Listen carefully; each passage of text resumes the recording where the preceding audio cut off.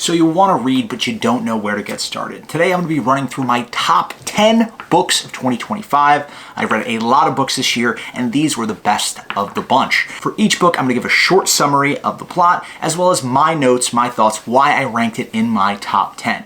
Without further ado, let's jump right into it. Okay, my number 10 book is Four Shots in the Night, a true story of spies, murder, and justice in Northern Ireland by Henry Hemming. Four Shots in the Night explores crime in Northern Ireland. It explores the Troubles. It is kind of like a spy novel. It reads like a spy novel. Ultimately, it is a nonfiction book. If you're somebody who is not really into nonfiction, really prefers the quicker reads of fiction, this is the kind of book you should use as sort of an entry point into the world of nonfiction. Also, it is an incredible picture into history. If you're somebody who knows nothing about the Troubles, if you're somebody who knows nothing about Northern Ireland and the struggle against the British and the relationship between the IRA and the British, then it is an instructive, informative, compelling, amazing book that you should check out. My number 10, Four Shots in the Night. Number 9, Nero by Anthony Everett.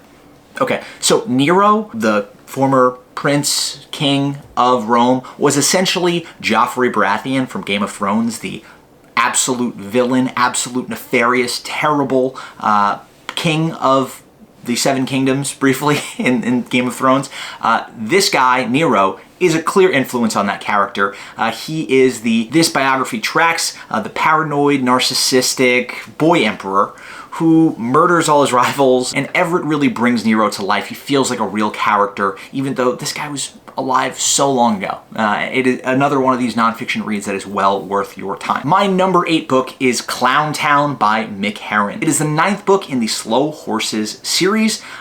By my account, the best spy fiction series going right now. If you're a fan of the show with Gary Oldman on Apple TV, or you just like spy, if you like James Bond, if you like Tinker Tailor Soldier Spy, this is that kind of book. The humor is excellent, and by my account, this was a real return to form in the series. I wasn't a major fan of the last, I think, 2-ish books within the series, but as far as I'm concerned, this was a real step up in the quality of these books, and it really changes the baseline for what these books can be. Main character bites the dust in this book, as often happens within the Slow Horses series, and that's kind of what makes it so compelling. For somebody who likes cut-throat stories, stuff like Game of Thrones, where nobody is really safe within a novel, and who also likes a lot of the humor of the spy series that is on Apple TV Plus, be sure to check out Slow Horses and check out my number 8 book, Clown Town. Number 7, another fiction book here, Fever Dream by George R.R. Martin. Yes, George R.R. Martin wrote a book about vampires and tugboats, and it is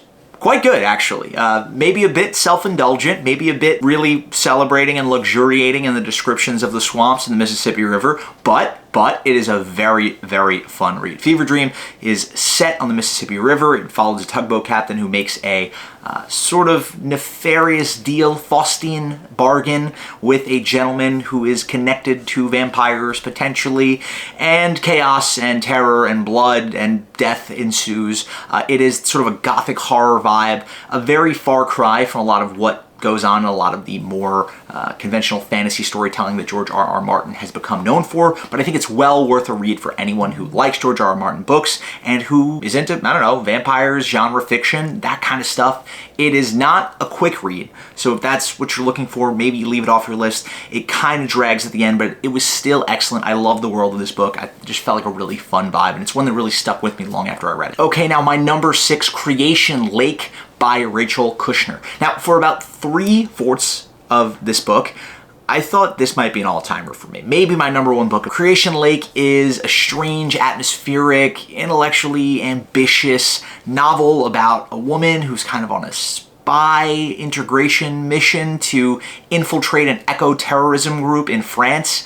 And it's another kind of pseudo-spy novel, but it's a little bit different. It's more personalized. The main character here is this morally gray woman who you're in the first-person perspective of, and the way it's written is really something special. It's really thrilling. The way that this book moves, especially in the first 3/4, is unbelievable. There's a reason why you see it all around the internet, frequently referenced as a potential new hit, and if you go into a bookstore, a lot of times you'll see this recommended by some of the staff. Unfortunately, I have my qualms about how the plot collapses at the end, and I don't really love how we land in this book, but despite what a mess the ending is, the journey itself is excellent. I really, really highly recommend this book. Okay, rounding out our top 5 is Abundance by Ezra Klein and Derek Thompson. So now, I've long been a fan of Derek Thompson and his podcast on the Ringer Podcast Network, Plain English, where he dives into sort of complex ideas by discussing things with experts, and he really has some unique episodes on there that I thoroughly enjoy. It is an optimistic book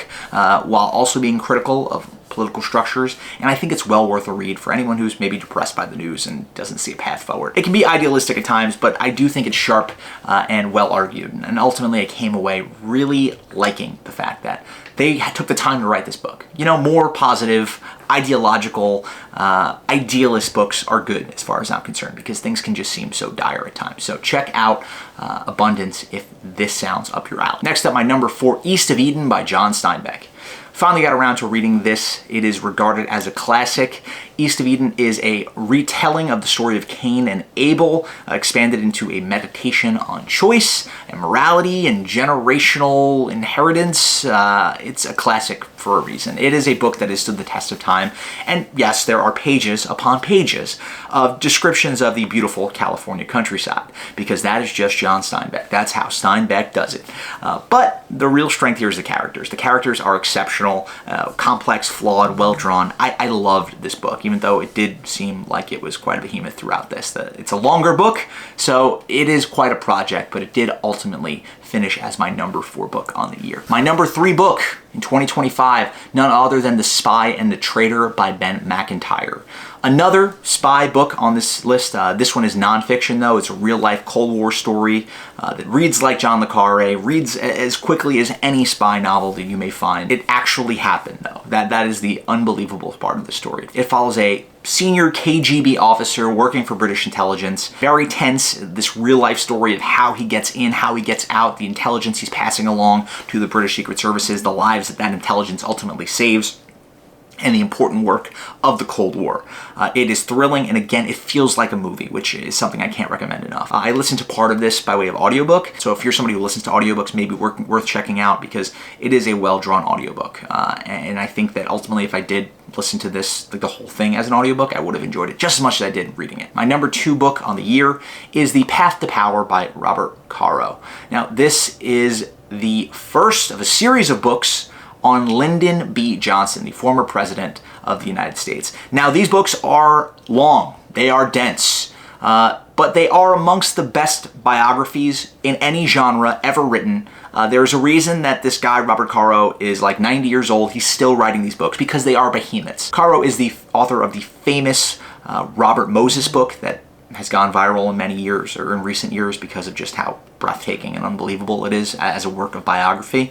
And this book is no different. I've recently started diving into the subsequent books, The Means of Ascent, I believe, which is a 3-book series on Lyndon B. Johnson's subsequent rise in power. And it's unbelievable. The stories of Lyndon B. Johnson are incredible. If you're somebody who likes biographies, if you're somebody who likes history, if you're somebody who's interested in American history, these books are worth checking out. Okay. My number 1 book on the year is Open by Andre Agassi. Now, this book should not be as good as it is. And I'll tell you why. Because it makes a tennis player seem cool. And I don't necessarily think that tennis players are cool. Listen, there may be some exceptions, but this book is an unbelievable insight into the mind of an athlete at the top of their form, and more importantly, an athlete who is falling off the map. Agassi's life is incredible. To see him sort of rise from nothing to being the best tennis player in the world, to then throwing it all away while doing crystal meth and dating movie stars. It's incredible. His life is unbelievable. The way that he tells the story is oftentimes hilarious and relentlessly insightful. It is unique to have an author who writes about themselves in a way that seems so introspective and honest. It's brutally honest. It is surprisingly well writ and incredibly introspective. Even if you don't care about sports, if you're somebody who just cares about obsession, burnout, and the cost of being an elite anything, I think this book is something you would enjoy. Now,